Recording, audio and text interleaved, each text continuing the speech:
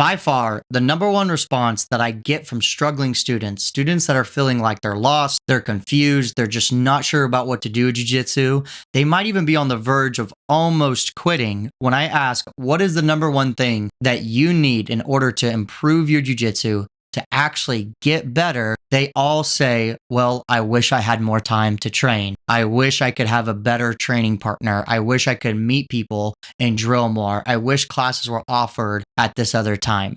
And I'm here to tell you guys, while I think that's correct, all of those things were in place, you would 100% absolutely get better at jiu-jitsu. Here's the thing, that's unrealistic. That's not plausible. So stop answering with that question and shift your mindset and actually learn what you can do to get better at jiu-jitsu when you're off the mat. So that way, when you actually show up on the mat, you become more effective. You're able to improve and you're starting to see the progress that you want. So in this video, we're going to break down what are some things that you can do off the mat to actually start getting better at jiu-jitsu. So that way you can stop using that as a poor excuse and not quit jiu-jitsu. So stick around. We'll talk about it right now. If you guys haven't already, make sure you hit that like and subscribe button down below. Also, make sure you guys hit the bell icon. That way you never miss the latest jiu-jitsu video whenever it comes out. I try to release them on a weekly basis. Also, if you guys like podcasts, check out my podcast. It's the Jiu-Jitsu Secrets podcast. It's released on a weekly basis. There's around 40-ish episodes, so you guys can digest some great jiu-jitsu content in bite-sized chunks. So check it out. When I was an up-and-coming student, I wasn't able to train 5 or 6 days a week or twice a day. I was in college. I had a job. So it really frustrated me whenever I heard people just give me the advice, well, if I got better at jiu-jitsu, I just need to show up more. And yeah, obviously, if I show up to jiu-jitsu more, I'm going to get better. But the reality is that majority of people that are in jiu-jitsu have a job, they have family, they have a career. So quick sponsor today's video, we have Gold BJJ. They have some great online jiu-jitsu products. You guys can see me scrolling through the website right now. They have all kinds of training gear. One of my favorite things that I use on a daily basis right now is this duffel bag that they have. It holds a lot of great stuff inside of it. You can fit a lot of your gis, your rash guards, your training things. Also, this is my favorite rash guard that I have right now. It's a clean white looking rash guard.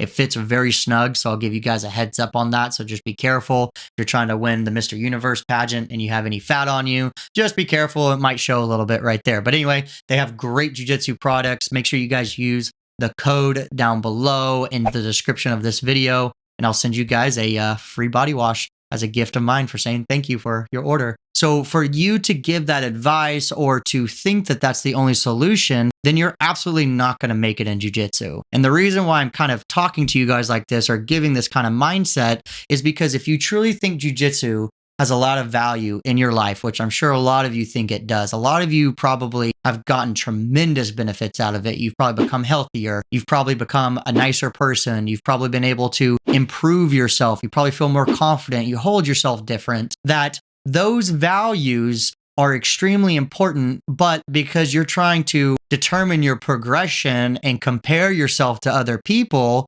then all the other stuff is invalid and it's not worth it anymore. So often when students will be like, well, man, I wish I could get better at jiu-jitsu and I just need to train more. And I'm like, why? And it all boils down to the why. Because if you're getting the results that you want, if you're becoming healthier, if you're being able to improve more, if you're being able to feel more self-confident, are those things still not being checked? Who cares if you get better at an arm lock like a little bit quicker?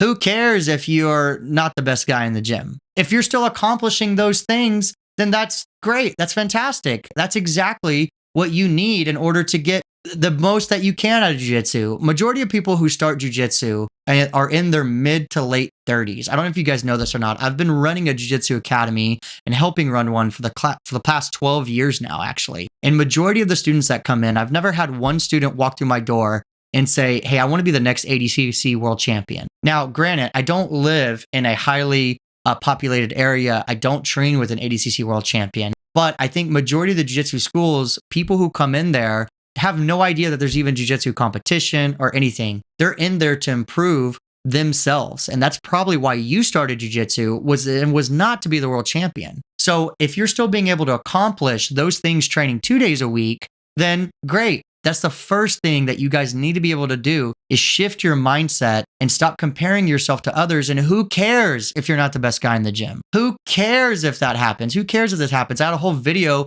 talking about the imposter syndrome that you guys can check out right here that kind of gave a little bit more of that mindset. But that doesn't mean there aren't things that you can't do when you're not on the mat in order to still get better while you're on the mat. So there's basically two types of training that you can do when you're off the mat in order to get better. The first one is going to be some kind of academic style of training, and the other one is going to be physical movement style of training, right? So we'll break down each one. So let's start with the academic style, or like what I call usually studying ideas. And this is going to be things like watching instructionals, watching YouTube videos, schmucks like me, everything like that. Getting any kind of studying that you can outside of jiu-jitsu. Because jiu-jitsu is really the classes are offered at very specific times, you might have some downtime in your life, but it's just not when the jiu-jitsu class is going on. So if you have that downtime, that's a great time in order to invest in watching some instructionals and watching some videos or studying some things. So that way, when you come back to jiu-jitsu, it becomes that much more effective and efficient.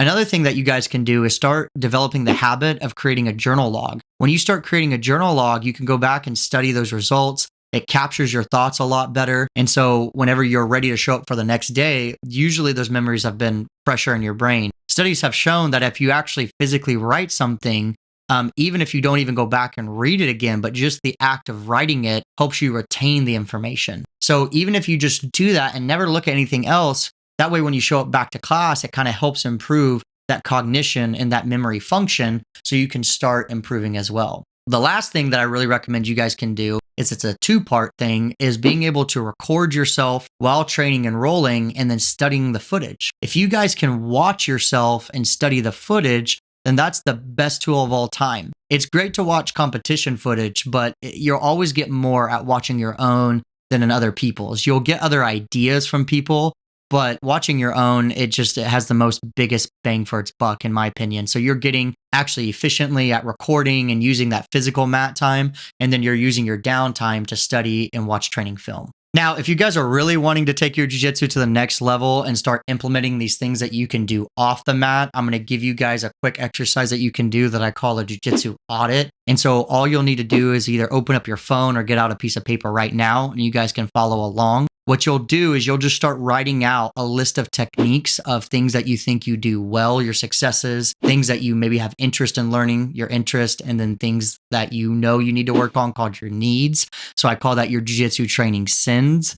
And if you start to do that and write that out and start categorizing your different techniques and your different needs, that will actually build a bird's eye view of your jiu-jitsu. I go into more in depth about this inside of my coaching program that I have students do. And I sit down and I look over their library is what I call it whenever they create it and they do this. So that way we can pinpoint and start to figure out which direction they can go. Because a lot of times when students sit down and they see their techniques all listed out on a piece of paper, it starts to kind of build an actual realistic picture of where their jiu-jitsu is. Often they think that they're better at certain things than they actually are, or they're worse at certain things than they actually are. So getting clear about that is very beneficial. So you can 100% do those kinds of things in your downtime. And if you combine that with the actual studying idea of watching your videos and referring back to your training log, man, you guys showing up to 2 or 3 days a week now becomes a lot more beneficial.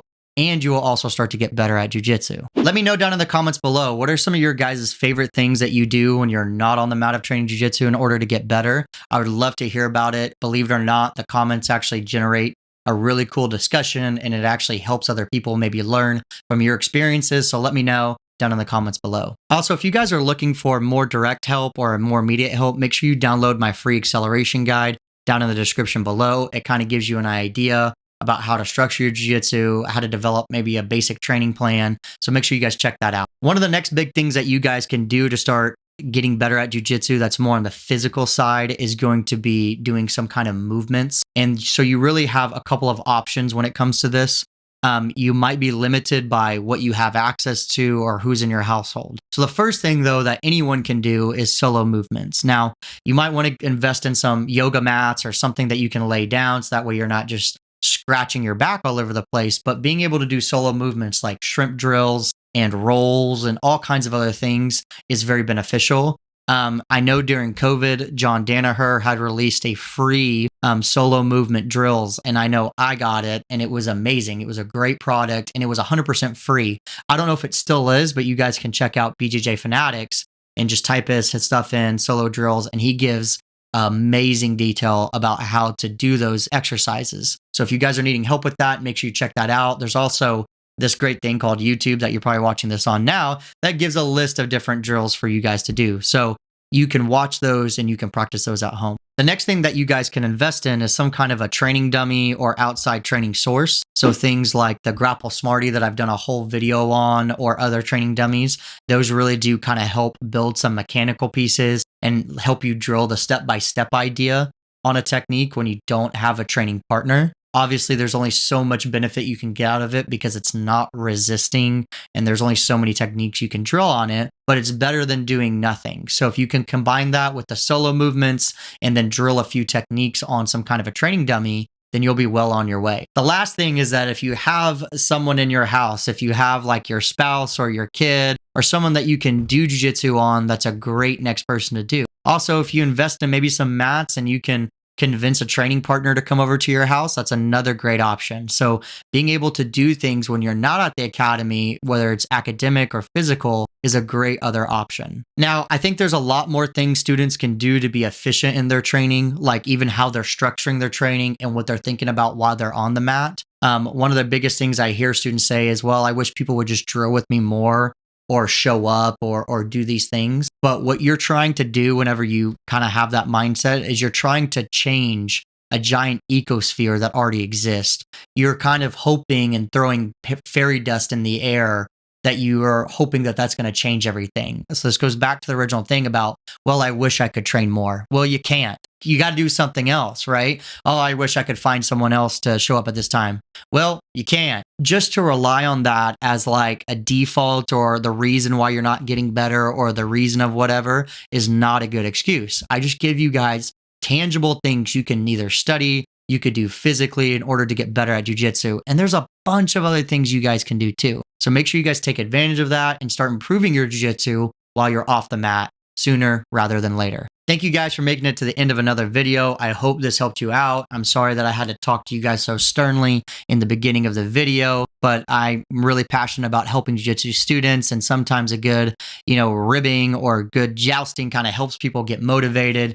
And just know that there are solutions you can do out there. Will training more absolutely help? Yes, it absolutely will. If you could do more days, absolutely do it. But if that's not an option, don't let that deter you from training jiu-jitsu. If you need more help, reach out to me. You can download my acceleration guide down below. You can also reach out. You can join my coaching program. I do an invite only. We do an interview to make sure that you would actually benefit from it, and that way you're not wasting your time and you're not wasting mine either. So there are resources that you guys can take advantage of out there. You just have to take the actual steps to do it.